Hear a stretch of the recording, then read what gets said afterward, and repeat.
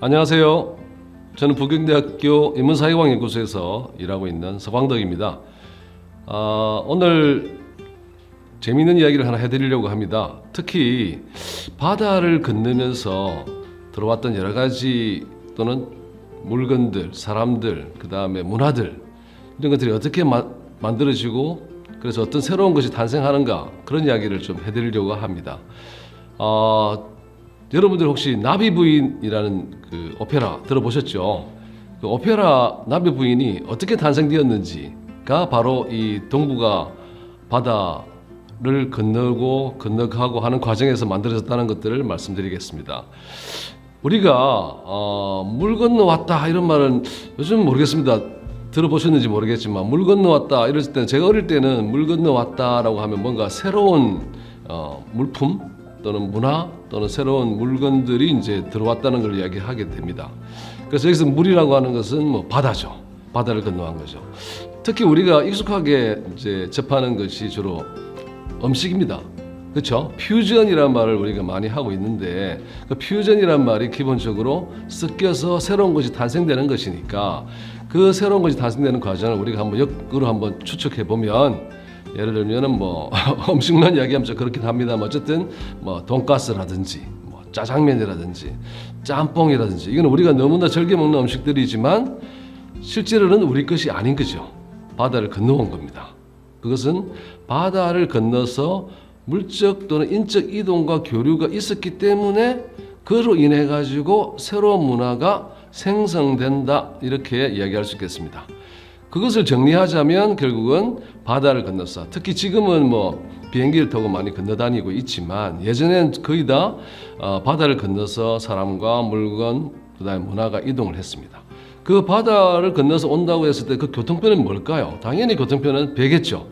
그래서 배가 있게 되면서 항구는 항만이 개발되고 그 항만을 기반으로 해서 해상교통이 발달되고 그 해상교통은 결국은 조선업을 성장시키게 되는 것입니다. 그러한 흔적들을 우리는 여러 가지에서 볼 수 있지만 특히 우리 이웃에 있는 부산도 마찬가지입니다. 나가사키라든지 그 다음에 저기 상하이라든지 뭐 홍콩이라든지 이런 곳에서 많은 이제 배를 통한 이동이 있었고 그렇게 해서 그 항구들은 발전했습니다. 그래서 제가 주목하고자 한 것은 여기서 여러분들에게 말씀드리고자 하는 것은 나가사키라고 하는 곳이 아니라 나가사키에 있는 외국인 묘지입니다. 이 외국인 묘지 이거는 결국은 동북아 해역에서 이동의 흔적들인 거죠. 남아있는 거죠. 외국인들이 여기 살다가 돌아가지 못하고 죽음을 맞이해서 묻힌 곳이 되는 것이죠. 그러한 곳이 인천에도 있습니다. 물론 부산에도 있겠죠. 그런데 인천에는 부산보다는 상당히 많이 남아 있습니다. 그래서 보시면 아시겠지만 남구 도화동에는 화교인들의 묘지가 있고 그 다음에 중구 율목동에 가시면은 일본인 묘지가 또 있습니다.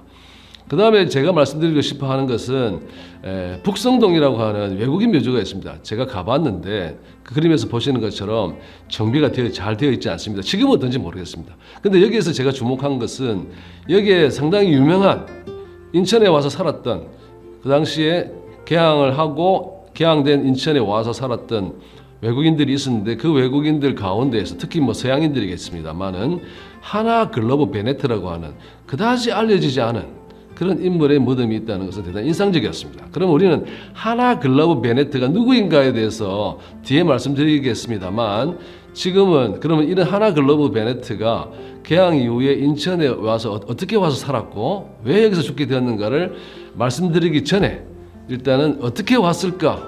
그것은 결국 해상교통망이라고 하는 즉 기선을 타고 왔다고 볼 수 있겠습니다. 하나 글로브 베네트 뒤에 말씀드리겠지만 이분은 기본적으로 스코틀랜드계 사람입니다. 자, 그러면 서양인들이 동아시아의 여러 항구들에 왔다라고 했을 때 그러면 당연히 배를 타고 왔을 것이고 전기선이라고 하는 즉 기선이라고 하는 것이 개발됨으로써 이 기선이 기존의 범선과 다른 점은 기후나 파도나 그 다음에 바람의 영향을 크게 받지 않는다는 겁니다. 그렇기 때문에 우리가 비행기도 전기 항로가 있듯이 배도 1850년대 이후에 동아시아에 오는 서구인들을 실어 나르는 배에도 전기선이 투입되면서 정기적으로 배가 출항하고 입항할 수 있었다. 그래서 출발을 하면 만약에 영국 런던에서 출발을 하면 상하이까지 며칠 걸린다. 이게 정확한 계산이 나오는 그런 겁니다. 그래서 제일 처음에 영국이 P&O라고 하는 기선을 개발했습니다. 주로 이제 전기선이죠. 전기선은 1850년에 상하이와 홍콩 간을 만들어냈는데 그 이전에 이미 상하이까지 홍콩까지 런던에 출발해가지고 들어오는 배들입니다. 그래서 홍콩에 들어왔다가 홍콩에서 다시 상하이로 연결을 더 연장을 시킨 것이고 그 다음에 나가사키까지도 가고 그러다가 상하이 요코하마 간의 전기항로. 그러면 서구인들이 만들어 놓은 기선회사가 그림을 보시면 아시겠지만 이렇게 됩니다. 그러면 영국만 그랬는가? 그렇지 않습니다. 그와 비슷한 시기에 프랑스가 또 제국 우선이라고 하는, 우선이라고 하는 것은 우편선입니다. 우편선에 이제 우편만 실는 게 아니라 여기에 여러 가지 물자들, 사람들도 실어 나르는, 그러니까 여객선과 화물선과 우편선이 합쳐져 있다고 보시면 됩니다. 그와 함께 또 한편으로는 더 재미있는 것은 지금까지 프랑스나 영국의 기선회사들은 다 인도양을 거쳐 들어옵니다. 아시로 올 경우에. 하지만 미국은 아시다시피 태평양을 건너 들어오게 됩니다. 그래서 태평양을 건너는 태평양 우선이라고 하는 기선회사를 설립해서 샌프란시스코에서 홍콩까지 항로를 개설하게 됩니다. 그러다 보니까 이 샌프란까지에서 홍콩으로 오는 과정에서 요코하마를 거치게 되는 거죠. 중국, 일본이 아니라 서구 기선회사들이 많이 출현해가지고 동북아 해역의 해용 교통망을 장악을 했지만 드디어 명치 유신을 단행하면서 일본도 드디어 동북아 해역에서 조선업을 이제 발전시키면서 해운 회사를 건설하게 됩니다. 그게 바로 미쓰비시 기선회사입니다. 처음에 만들어진 게. 미쓰비시 기선회사는 1876년에 아시다시피 부산이 이제 개항을 하죠. 철항이 개항을 하면서 미쓰비시 기선이 일본을 부산과 연결시키는 그러한 항로를 개설하게 되는데 그것도 처음에는 우편선로고 그 다음에 매월 한 달에 한 번 정도 정기 운항을 했습니다. 아시겠지만 나가사키에서 부산까지 그 사이에는 대마도가 끼어 있게 됩니다. 지도를 보시면 이렇게 되겠죠. 나가사키 이렇게 해서 서시마를 거쳐가지고 부산으로 들어오게 되죠.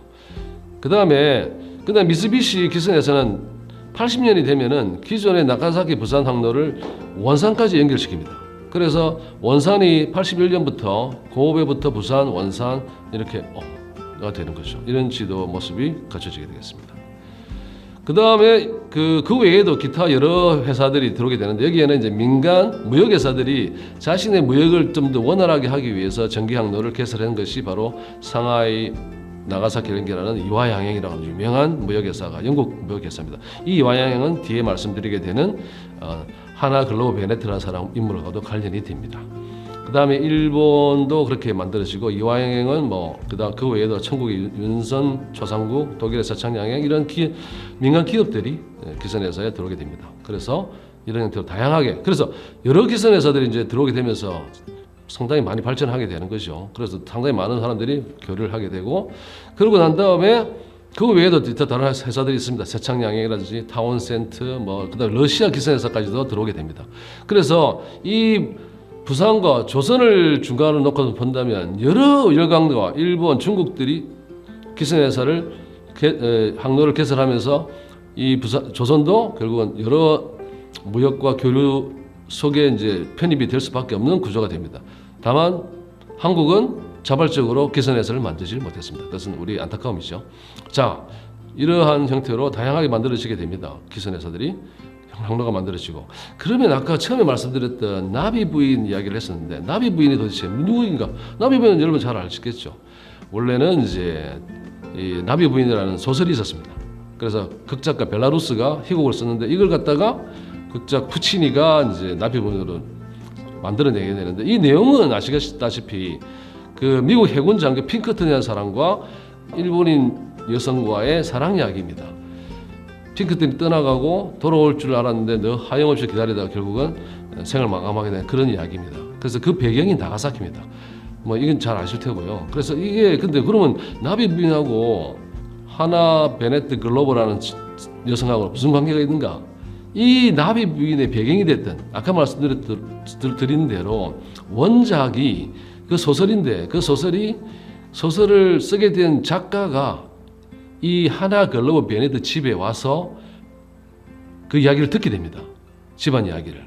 그러면 나가사키가 배경이 되는데, 나가사키가 어떤 곳인가? 아까 지도 무덤도 봤어 아시겠지만, 나가사키는 일본의 메이지 유신 이후에 근대화를 위해서 나가사키 서양인들 상당히 많이 와 있었습니다. 상인뿐만 아니라 고문, 그 다음에 여러 가지 그 관료들, 그래서 서양인들이 많이 밀집해 살고 있었습니다.